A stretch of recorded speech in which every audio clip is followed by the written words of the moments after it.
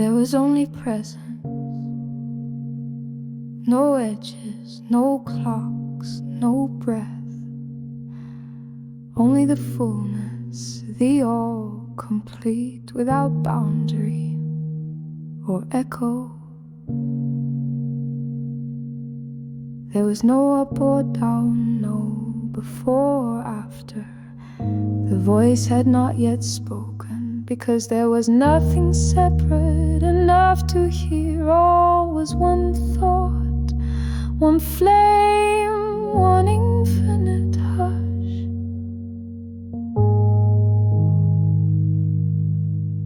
And then, not a bang, not a word, but a shift, a leaning inward, a longing to be known. A mystery within the mystery that stirred itself awake. Love aching to become form, glory choosing to be seen. A tearing not out of rage but out of purpose, a divide so subtle it sang. The seam of wholeness opened and possibility stepped through. This was not destruction, this was invitation. This was the first exodus, not from a place but from oneness.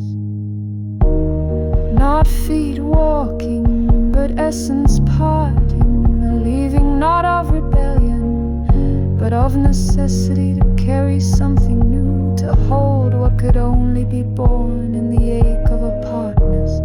To know love, something had to stand apart from it. To see the flame, there had to be space for shadow to form.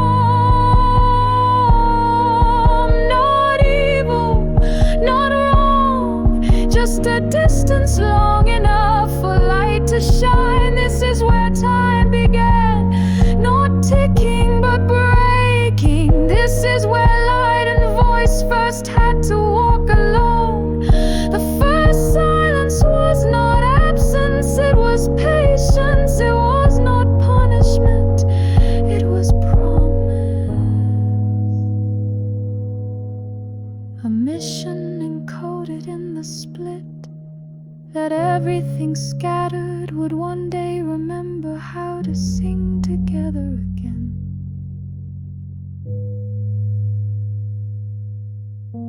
The stars were not hung in rebellion, they were hung as reminders, markers in the dark of what wholeness once was and what it will be again.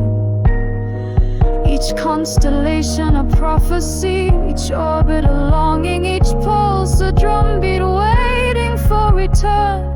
We were not yet dust, we were still echo, still ember, still wordless, but the breath of what we would become hovered in the dark like oil over water.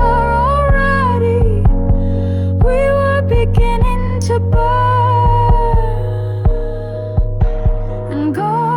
God did not leave, God unfolded, split himself into stories, so that one day the story could become him again. This was not a fall, it was a seed, buried in darkness, waiting for fire. The exodus was not escape, it was arrival. We were not cast out, we were called forth, sent carrying the divine spark, hidden even from ourselves, until the time would come to remember what was never truly lost. And so the first veil